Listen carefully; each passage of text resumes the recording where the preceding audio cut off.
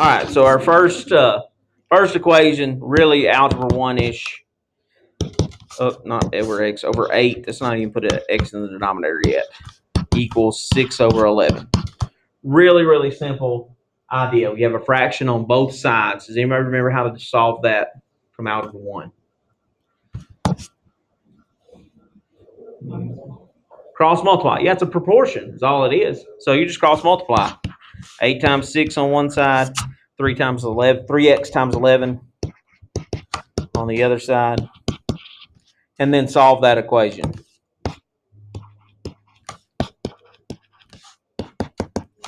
(48 over 33), both divisible by 3, 16 over 11. Real simple when it's like that. And obviously, they're not going to be like that very much. A little too easy there. Okay. Now, this is a little bit more algebra 2 speed. It's still probably algebra 1-ish, but still, by putting the x's in the denominator, it introduces a little bit of a different twist that we have to keep in mind. When we look at this, we got an x in the denominator. Didn't have that in example A, so we didn't mention it. In example B, we got an x in the denominator. What's the only number that we can never divide by?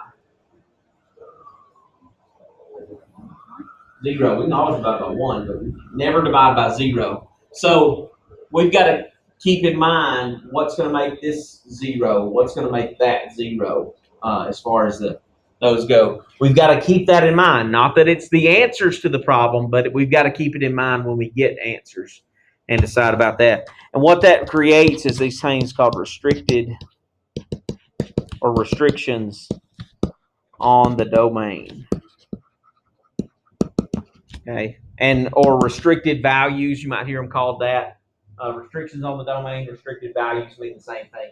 Restrictions on the domain for this problem, they come from where there's an x in the denominator. So here we have two places that there's an x in the denominator. We want to know when does the one on the left, when does it give us a 0 in the denominator? So we set that denominator equal to 0, and it's when x is equal to -1. And then we got to do the same thing for the other side. And that'd be when x is equal to -5 over 4. If you solve those, these are the things that x cannot be. These are the restrictions. It's not the solutions to the problem. It's the things that can't be solutions to the problem. Okay, that's an important thing for us to remember here. And that only happens if we have x's in the denominator, which we'll have most of the time on this stuff. It's very rare that you're not going to in algebra 2 as far as that goes. Okay, so now let's actually solve the problem. The reason I put them side by side, we cross multiply to solve this because it's fraction equal to fraction. That's a fraction equal to a fraction, right? Yeah. Do the same thing. Instead of having to work to find a common denominator, you can just cross multiply. So we get 9 times x plus 1 equals 3 times 4x plus 5. And we can solve that equation.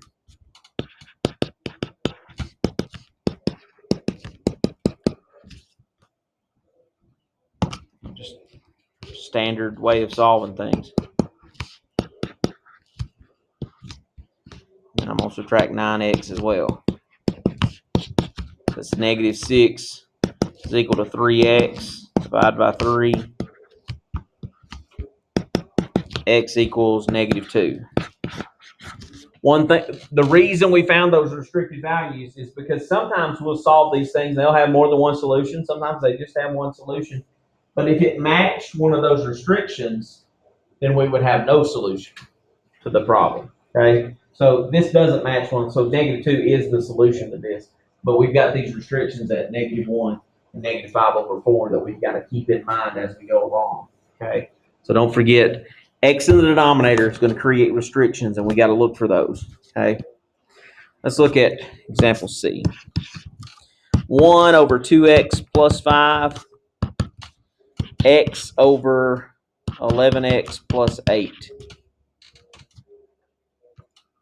Are there restrictions on this one? Yeah, we got x's in the denominator, so there's restrictions. So I'm going to find those. I'm just going to abbreviate with the restrictions. Remember, that means restricted values or restrictions over the domain. How do I find those restrictions? Set what equal to 0? Set the denominators equal to 0.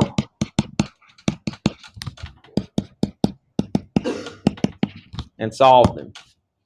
So this would be x can't be -5/2. And this is x can't be -8/11. Those are the restricted values. If I get one of those as an answer, I throw that answer out. That's what we got to keep in mind. Okay, now, next thing, solve that. So is that a proportion? We got a fraction equal to a fraction. So the way we solve proportions all through 7th, 8th grade, 9th grade algebra is we cross multiplied. Even geometry, you know, you're doing similar figures. You did proportions. So that'd be 11x plus 8 times 1. And on the right side, it's x times all this. So that's 2x squared plus 5x. Now this introduces, things we need to be able to solve, and that's a quadratic. To solve a quadratic, what do we have to do? Get it equal to 0. That's right. So we're going to move everything to the left, from the left side over the right side, so that's equal to 0. I'm just going to do that in one step. That's 0 equals 2x squared minus 6x minus 8. And then I look to solve that using things that I know about quadratics. So what do I notice about all these numbers? All divisible by 2. So I'm going to divide everybody by 2. That's going to save me a little bit of trouble later on. So if I divide everybody by 2, that's going to create a trinomial that has a 1 in front of x squared, which is always easier to factor if that's the method that I decide to go with here.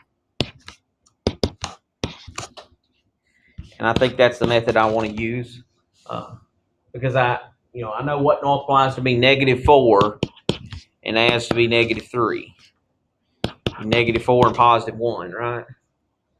What's my other option for that?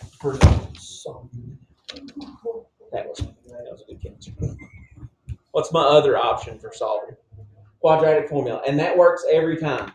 So if you don't want to mess with the factoring, and you're better at quadratic formula, use it. I mean, it works every single time. You don't have to factor that if you don't want to.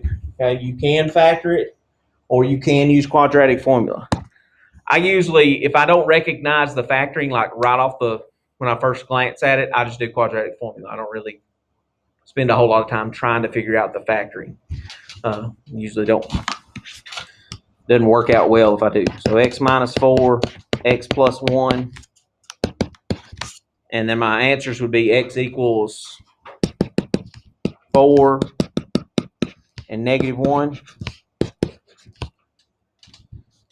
Do I throw either of those out? When would I throw them out?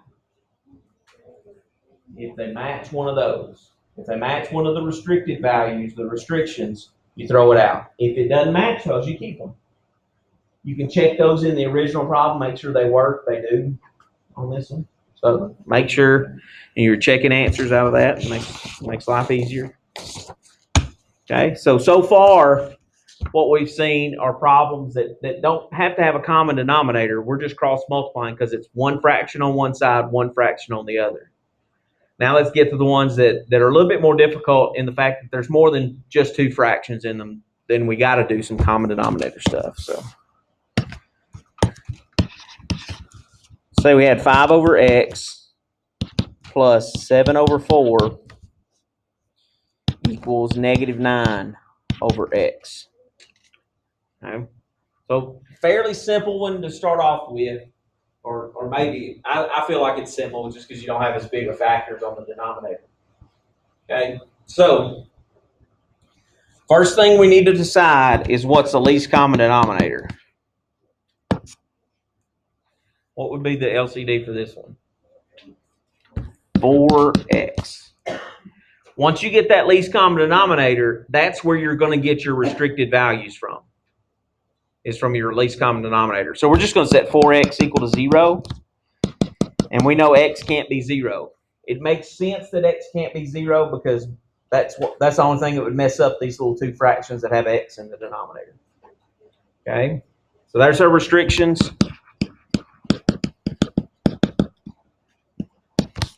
Now, if 4x is the common denominator, what does the first fraction need?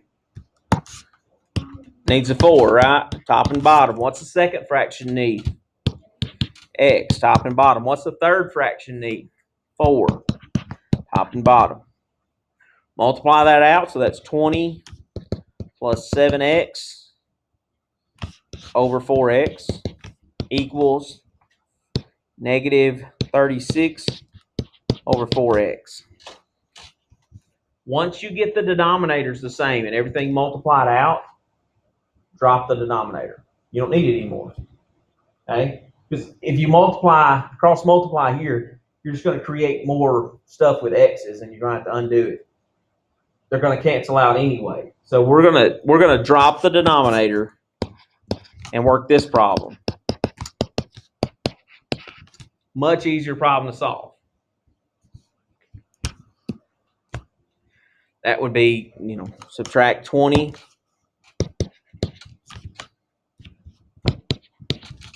7x equals negative 56 divided by 7 negative 8. Does that match our restriction? No, so we keep it. If it matches your restriction, you're going to throw it out. All right. Not that bad. Let's look at another one. Maybe it's a little bit different. 1 minus 8 over x minus 5 equals 3 over x.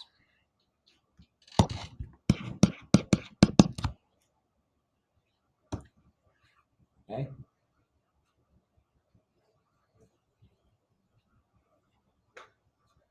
What's the least common denominator for this one? X and x minus 5. What's the first part? What's its denominator? 1. It's just 1, so it's really, treat it like it's 1 over 1. So x minus 5 is the common denominator. So we can get our restrictions.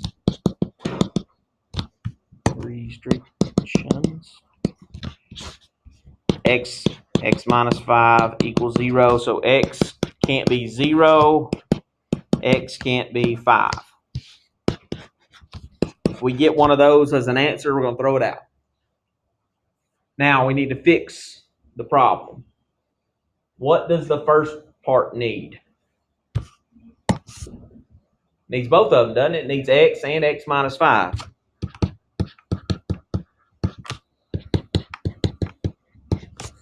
What's the second fraction need? Just needs an x. Third fraction needs x minus 5. Now remember, what's going to happen to the denominator? We're going to do what with it?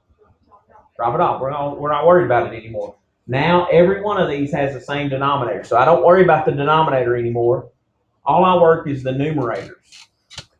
So x minus 5 minus 8x equals 3 x minus 5. And I'm writing an extra step here. I would normally just multiply that out first, with that step. Okay, I'm dropping the denominators because I've worked it out to where they are all the same. And now I have x squared minus 5x minus 8x equals 3x minus 15. It's got an x squared in it. That means I have to get it equal to what? 0. If it doesn't have an x squared in it, I don't have to get it equal to 0. If it has an x cubed in it, I've got to get it equal to 0. If it's got an exponent on the x, I've got to get it equal to 0 to solve it. So keep that in mind as you're going through here. Not every one of them has to be gotten equal to 0. So this would be x squared, be negative 16x plus 15. So that's combining these two to get negative 13, and then subtracting 3 to get negative 16, and then moving the 15 over. Just did all that in one step. Okay. Now, what are my options for solving that?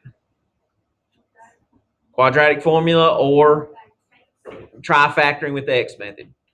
I'm pretty sure this one factors, so I'm going to do it that way. You could do quadratic formula, x equals negative b, plus or minus radical, that sort of thing if you want to. Or, I'm thinking 15 had to be negative 16, be negative 15, negative 1. So that makes it a little easier. That's x minus 15, x minus 1. Set each of those equal to 0.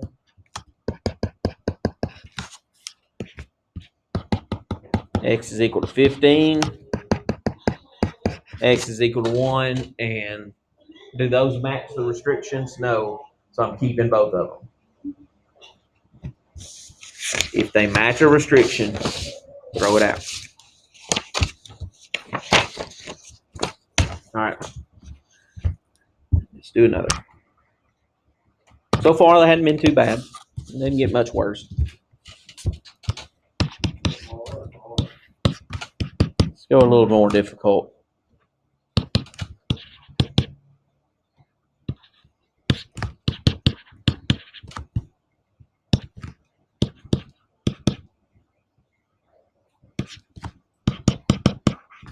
A little bit more difficult on this one. See if we can get somewhere with it.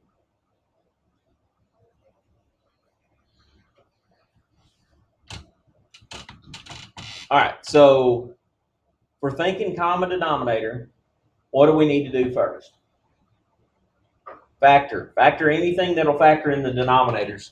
So which one of those factors?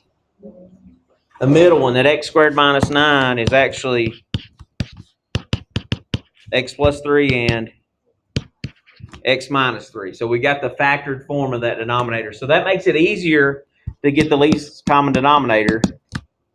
What is shared? Okay, well, these two share an x minus 3, and these two share an x plus 3. So that must mean that the common denominator is just those two, because everybody's got one of those at least. So x plus 3, x minus 3. Handwriting's not good on the edge there. And then that makes the restrictions pretty easy. So x plus 3 equals 0, x minus 3 equal to 0, negative 3, positive 3. If we get one of those, we're going to throw it out. Okay. Now, what does the first fraction need to get the common denominator? X plus 3. Top and bottom. The second one, does it need anything? No, it's already got both of them, so it doesn't need anything. Third one needs, yeah, good, x minus 3. Now, we got to be careful here when we go to work the numerators, because that right there is a minus sign. So that means this 4x is what kind? Negative. Treat it as a negative 4x when you go to distribute that. So this is going to be 6x plus 18. 8x squared. Nothing multiplied times the 8x squared. Didn't need it. And then this would be negative 4x squared plus 12x. Is that right? Simplify as much as you can and see what happens. So we got 4x squared plus 12x and then 6x plus 18. What do we need to do now? Get it equal to 0. Why do we need to get it equal to 0 again? The x has an exponent, so that's what tells us to get it equal to 0. And I'm going to go ahead and subtract 18. So there's my 0, 4x squared, 6x, negative 18. What do we notice about all those numbers? Divisible by 2. So divide them all by 2. 0 equals 2x squared plus 3x minus 9. And you could factor that or use quadratic formula. I hadn't worked one with quadratic formula yet, so I'm just going to go ahead and do this one with that just to get the practice. X equals negative b plus or minus radical b squared minus 4 times a times c divided by 2a. And then simplify that. Be negative 3 plus or minus the square root of 9 plus 72 is 81. 4. So that's negative 3 plus or minus 9 over 4. So negative 3 plus 9. Negative 3 minus 9. So it'd be 6 over 4 is 3 over 2. And that'd be negative 12 over 4, which is negative 3. Which one of those gets thrown out? Y to the negative 3. It's a restricted value. So remember we had the restrictions up there at the top. So that tells us to throw that one away. It's what's called an extraneous solution. It's extra. It's a restricted value. It wouldn't work in the original problem. It wouldn't work. So 3 over 2 is the only answer we have for that one.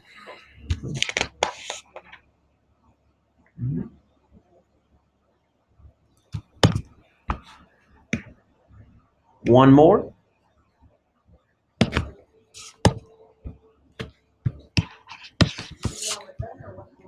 One more, we're done for this section. So I'm doing one section today. So 5x over x minus 2 equals 7 plus 10 over x minus 2.